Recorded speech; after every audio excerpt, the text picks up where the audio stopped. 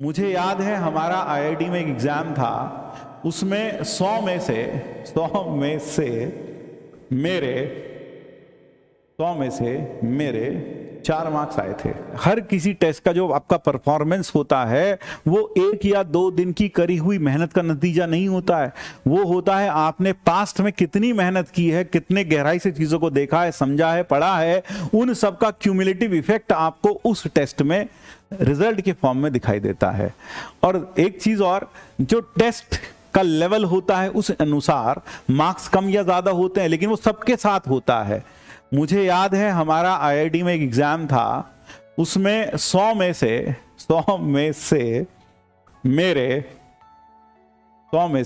मेरे 4 मार्क्स आए थे। 100 में से 4 मार्क्स आए थे। हाईएस्ट 7 थे, हाईएस्ट 7 थे और मेरे 4 आए थे। तो जब 4 आए तो मैं बहुत दुखी हूं। मैंने बोला भाई गया भाई, फेल हो गया अब तो इसमें नहीं। फिर पता चला कि 7 तो हाईएस्ट ही हैं। तो इसीलिए कहने का मतलब है कि हाँ, 7 तो हाईएस्ट ही थे। तो कई बार ऐसा भी होता है, तो जैसे यूपीएससी का पेपर है, उसमें आप देखते हो जो टॉपर होता है, जो ऑल इंडिया रैंक 1 होता है, शायद उसके 50% के आसपास मार्क्स होते हैं टोटल स्कोर के, जो कि अपने आप में बहुत अच्छा नहीं है, बट ऑल इंडिया रैंक 1 वही है।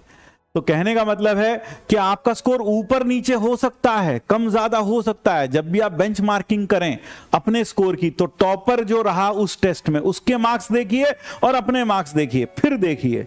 मान लो 300 में से टॉपर के मार्क्स ही 100 आए और आपके 95 हैं, तो आप फालतू में दुखी हो रहे हैं।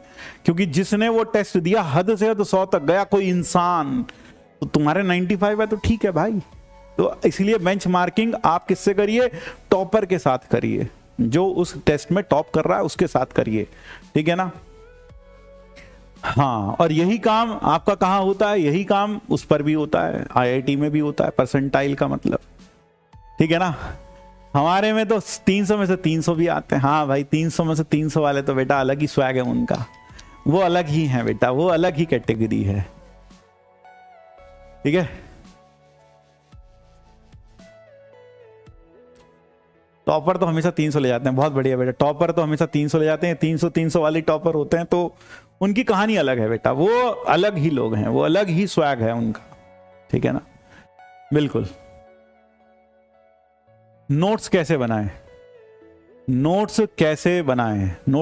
अच्छा, एक टारगेट और ये भी रख लो, जैसे 300 है टोटल है, आज मान लो मेरे मार्क्स 100 आए, मुझे बहुत गहरा सदमा लगा कि 100 आए, बहुत कम मार्क्स आए, मैं क्या करूं अब। तो मैंने अपनी कमियां एनालाइज की, मैंने देखा कि मुझसे सिली मिस्टेक्स हो जाती हैं, तो इसलिए मैंने उस सिली मिस्टेक्स को दूर करने के लिए क्या किया, एक क्वेश्चन किया, उसके बाद उसको थोड़ा सा चेक कर लेंगी, आदत बना ली, तो उससे क्या होगा, मेरी सिली मिस्टेक्स थोड़ी कम हो जाएंगी, मैंने उसे सुधारा। फिर मैंने देखा कि समय ज़्यादा लगता है सवाल करने के लिए, फिर मैंने सर की वो बताई हुई मोबाइल वाली ट्रिक लगाई, मोबाइल में 10 मिनट आधा घंटे का अलार्म लगाया, उसमें 5 सवाल करके देखे, रोज किया, तो मेरी स्पीड भी सुधरी, मेरी सिली मिस्टेक्स भी सुधरी।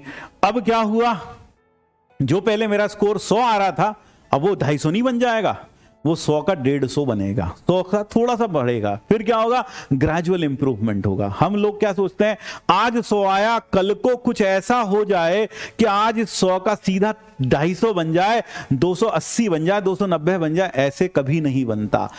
इंक्रीमेंट जो होता है स्कोर में, वो कैसे होता है, ग्रेजुअल इंक्रीमेंट होता है, धीरे धीरे करके इंक्रीमेंट होता है, ग्रेजुअल इंक्रीमेंट होता है। अगर सडन इंक्रीमेंट हो रहा है तो उसका मतलब वो इंक्रीमेंट नहीं, वो कुछ और ही हो गया, वो कुछ और ही हो गया, है ना,